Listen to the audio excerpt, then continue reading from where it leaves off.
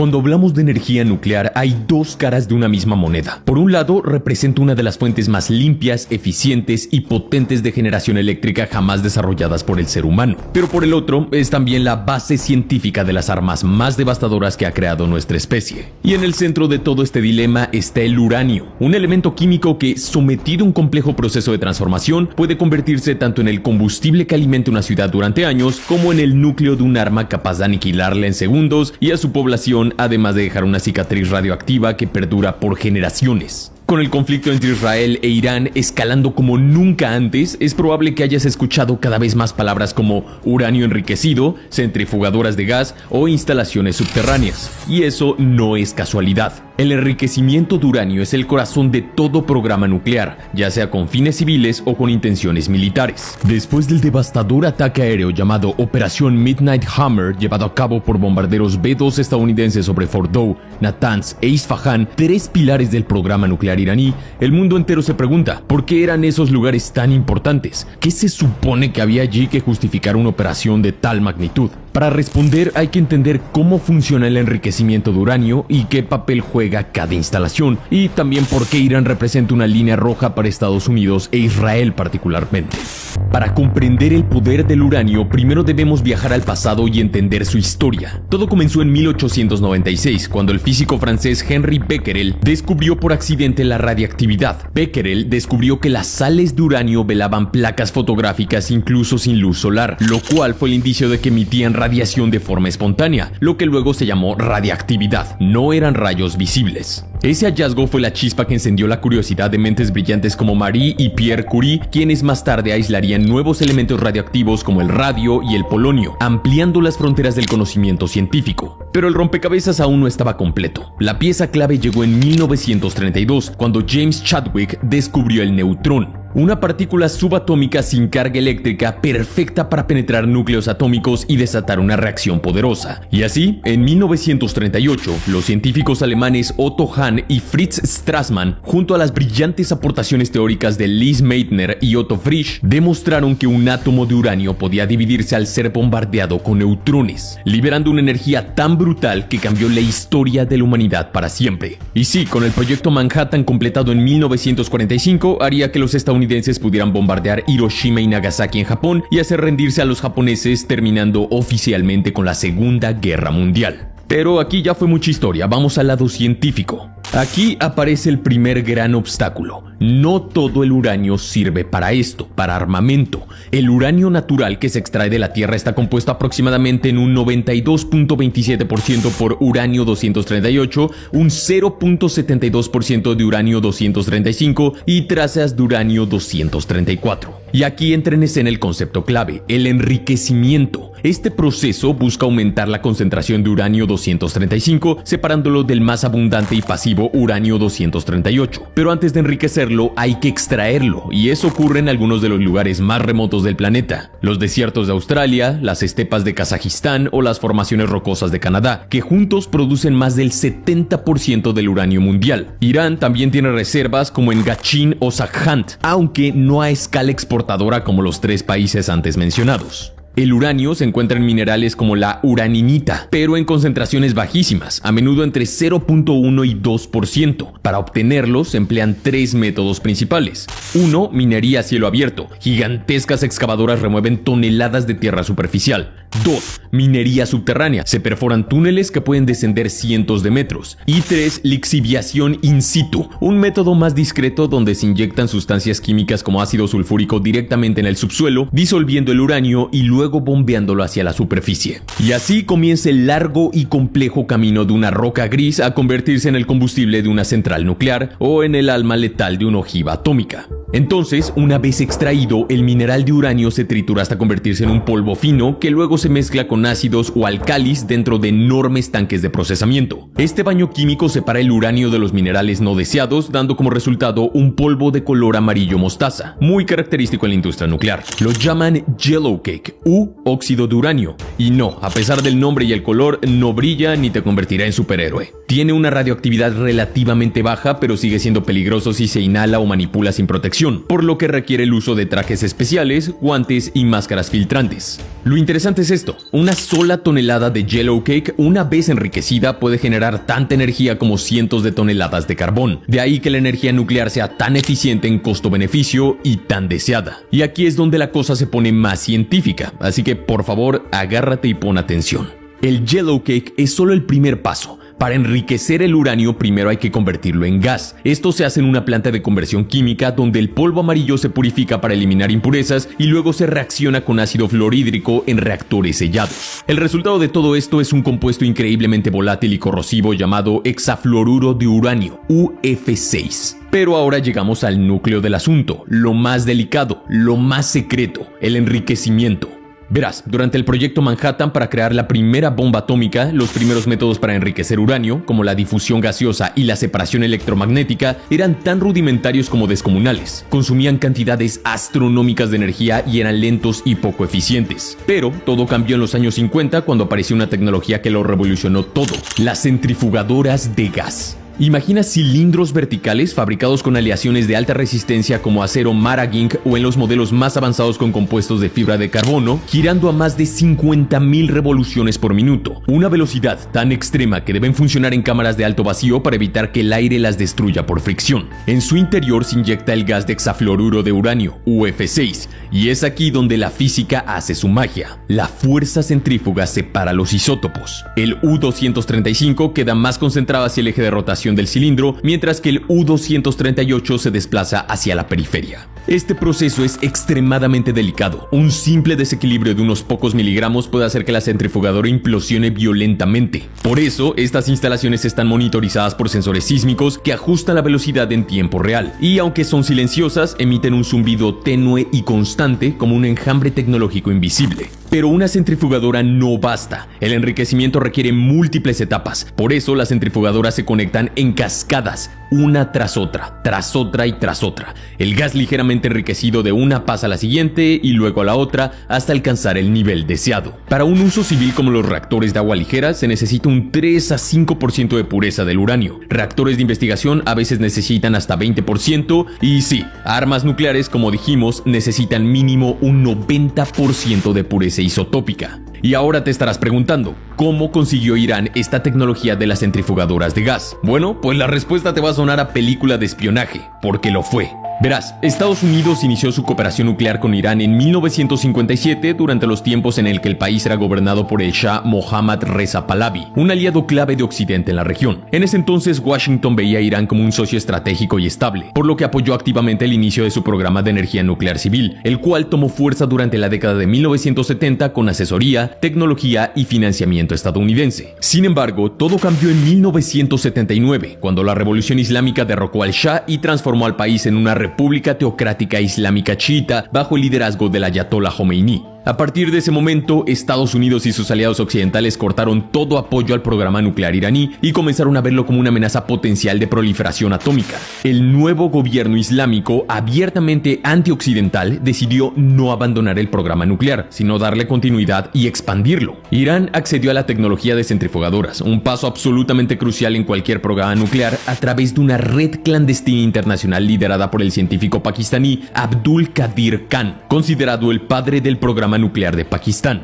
Abdul Qadir Khan había robado planos ultra secretos de centrifugadoras de gas durante los años 70 mientras trabajaba en la empresa europea Urenco en los Países Bajos. Más tarde, en 1987, su red vendió ilegalmente esa información a países como Irán, Libia y Corea del Norte, incluyendo un paquete completo con planos técnicos, componentes críticos y entrenamiento básico. Durante los años 90, especialmente hacia 1994 a 1995, Irán recibió asistencia adicional y piezas mejoradas, lo que le permitió iniciar el montaje de sus primeras centrifugadoras operativas. De esta forma surgió el modelo IR-1, una copia directa de la P-1 pakistaní, y posteriormente también adquirió la tecnología de la P-2, una versión más eficiente.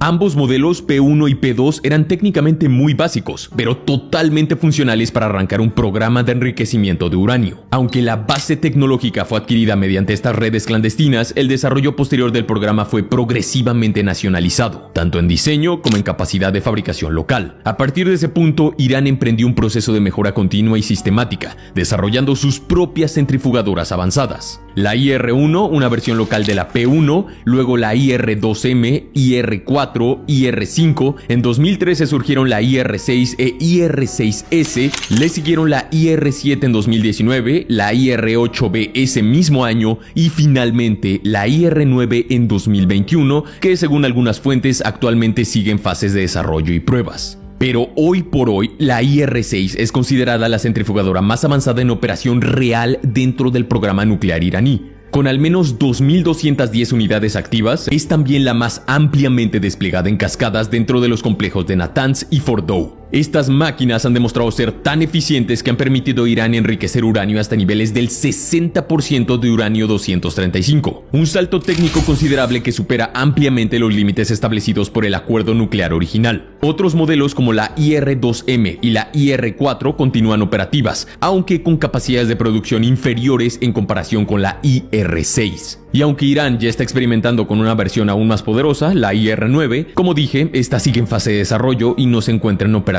a gran escala, todavía. Pero sigamos con la explicación del enriquecimiento. Una vez que el hexafluoruro de uranio UF6 ha sido enriquecido al nivel deseado, el siguiente paso es convertirlo de nuevo en una forma sólida y estable. Y sí, Irán ya ha declarado públicamente que es capaz de enriquecer uranio hasta un 60% de pureza, un nivel técnicamente impresionante y muy por encima del estándar civil. Mediante reacciones químicas controladas, el gas enriquecido se transforma en un polvo ultrafino de óxido de uranio. Este polvo se prensa en moldes de alta precisión para formar pequeñas pastillas cilíndricas, del tamaño de una moneda, apenas 1 centímetro de diámetro y unos 7 gramos de peso cada una. Estas pastillas se someten a un tratamiento térmico en hornos industriales a más de 1700 grados centígrados durante varias horas. Este proceso las convierte en un material cerámico extremadamente denso y resistente, capaz de soportar el calor abrasador y la radiación intensa dentro de un reactor nuclear. Cada una de estas pastillas es una verdadera batería atómica. Antes de ser utilizadas pasan por un control de calidad exhaustivo. Se analizan con rayos X para detectar microfracturas y se escanean con láseres de precisión micrométrica para asegurar que cada dimensión sea exacta. Luego, estas pastillas se insertan en tubos metálicos de aproximadamente 4 metros de largo fabricados en circonio, un metal plateado que tiene una característica crucial: no absorbe neutrones, lo que permite que el reactor mantenga una reacción en cadena muy estable. Cada una de estas varillas de combustible contiene unas 400 pastillas ensambladas con una precisión robótica en cámaras selladas y luego herméticamente selladas con soldadura láser. Finalmente, las varillas se agrupan en ensamblajes de combustible, estructuras modulares sostenidas por una rejilla metálica. Un solo ensamblaje puede pesar hasta 500 kilogramos y se requieren cientos o miles de soldaduras individuales, cada una verificada por ultrasonido industrial.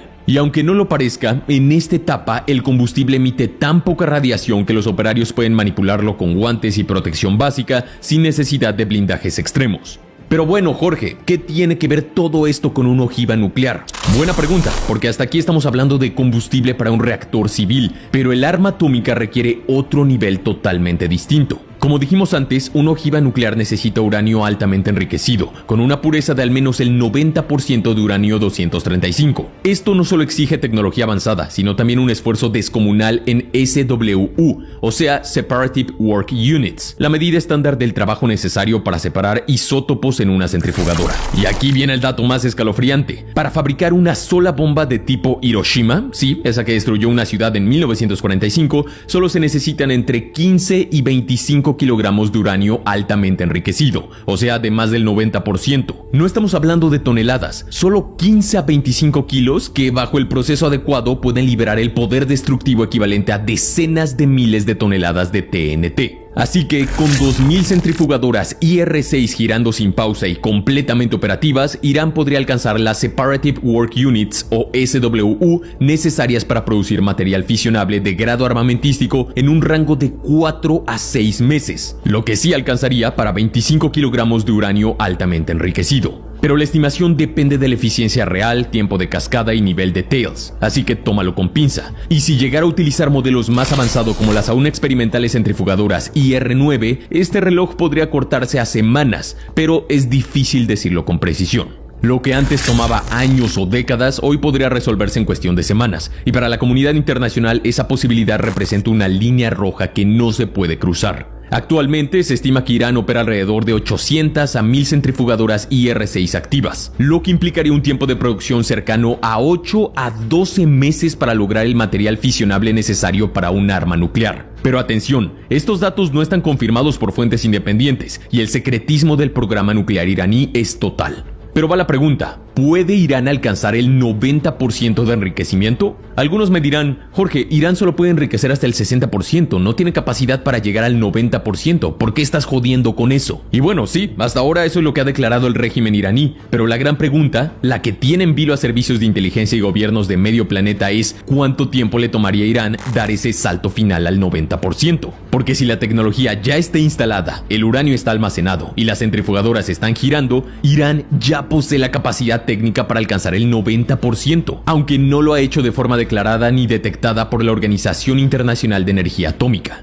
Y sí, también es cierto que Benjamín Netanyahu, el primer ministro de Israel, lleva desde 1995 advirtiendo que Irán obtendría armas nucleares en un par de años, según él. Incluso en 2012 ante la ONU, con infografías dramáticas, dijo exactamente lo mismo. Ya han pasado casi 3 décadas desde que mencionó esto por primera vez y no hay pruebas irrefutables de que eso haya ocurrido. Pero también es cierto que hoy más que nunca la capacidad técnica de Irán para alcanzar el 90% de enriquecimiento es real, tangible y peligrosa. ¿Por qué no lo han hecho entonces? Bueno, porque si Irán construyera y anunciara un arma nuclear, el equilibrio regional cambiaría por completo, y eso para Teherán podría ser su escudo definitivo. Y piénsalo así con lógica, ¿por qué crees que Corea del Norte nunca ha sido invadida por Estados Unidos u otros países? Porque un arma nuclear, te guste o no, es un seguro de supervivencia. Quien te diga lo contrario te está mintiendo o te está tomando por imbécil. Desde la perspectiva de Irán, un arma nuclear sería una forma de mantener a raya a Israel, a Estados Unidos y a sus enemigos regionales, una carta de disuasión total.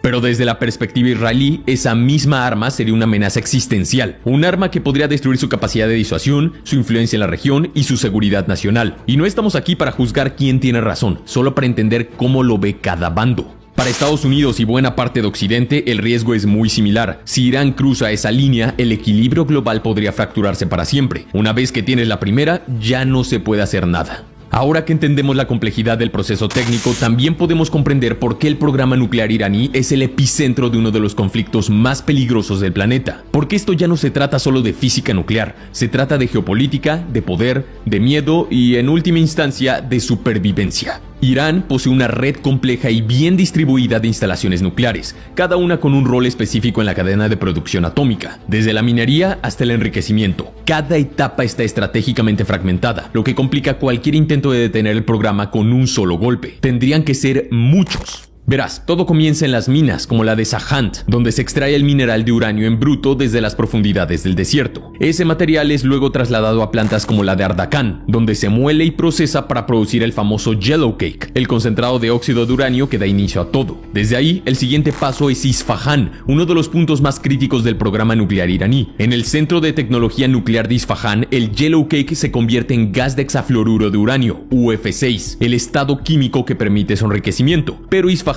no solo convierte uranio, aquí también se fabrican componentes clave para centrifugadoras y se ha informado que en Isfahán se realizan investigaciones sobre metal de uranio, lo cual es técnicamente relevante tanto para combustibles nucleares de investigación como para aplicaciones de mayor preocupación. Sí, armas nucleares. Luego vienen las verdaderas fortalezas y joyas de todo el programa nuclear, las plantas de enriquecimiento de Natanz y Fordow. Natanz es la instalación más importante y emblemática, una estructura masiva y mayormente subterránea construida entre 40 y 50 metros bajo tierra, protegida por capas de concreto armado y tierra compactada. Allí operan cientos o miles de centrifugadoras de distintas generaciones, como la IR-1, IR-4 e IR-6, trabajando en cascadas para elevar la concentración de uranio 235. Fordow es una instalación más pequeña pero mucho más preocupante para Occidente e Israel, construida en el interior de una montaña cerca de la ciudad sagrada de Qom a una profundidad de entre 80 a 90 metros. Su ubicación la hace extremadamente difícil de destruir, incluso frente a bombas antibúnker de alta penetración, como por ejemplo la GBU-57 ABMOB de Estados Unidos.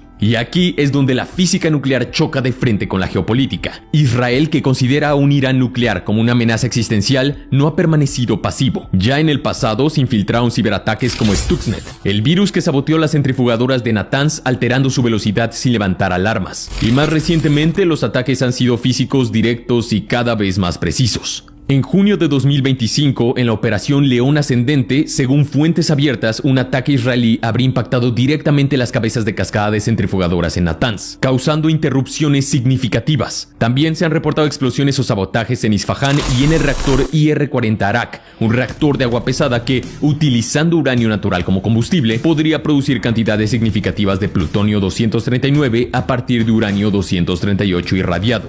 Porque cada etapa del programa nuclear es un punto de estrangulamiento táctico. Destruir centrifugadoras en Natanz ralentiza la producción de uranio enriquecido. Sabotear Isfahán interrumpe la producción del gas UF6, dejando a las centrifugadoras sin materia prima. Y destruir el reactor IR-40 Arak evita que Irán avance en una segunda ruta, la del plutonio. Todo esto tiene un objetivo muy claro: retrasar lo más posible el que Irán pueda producir suficiente material fisible para un arma antes de que la comunidad internacional pueda reaccionar, y más específicamente Israel. Y no podemos hablar del programa nuclear iraní sin mencionar un tema tan delicado como oscuro: el asesinato sistemático de científicos nucleares iraníes. Han sido asesinadas mentes brillantes como Mohsen Fakhrizadeh, considerado el arquitecto del programa nuclear militar iraní, Mohammad Mehdi Teranchi, Fereydun Abbasi Dabani, Amir Hossein Faqih y Abdulhamid Minouchehr. Estos, solo por nombrar algunos, han sido objetivos de asesinatos selectivos o intentos de eliminación quirúrgica por parte del Mossad israelí e Israel en general. Cada pérdida de un científico representa años de conocimiento técnico, investigación y liderazgo, lo que retrasa considerablemente el avance hacia el umbral del 90% de enriquecimiento y la eventual construcción de una ojiva nuclear funcional. Lejos de frenar su programa, Irán ha respondido acelerando el enriquecimiento, alcanzando niveles cercanos al grado armamentístico, y lo ha hecho usando centrifugadoras cada vez más avanzadas, entre ellas la IR-6, actualmente la más operativa, y la IR-9, una máquina que, al menos sobre el papel, podría enriquecer uranio al 90%.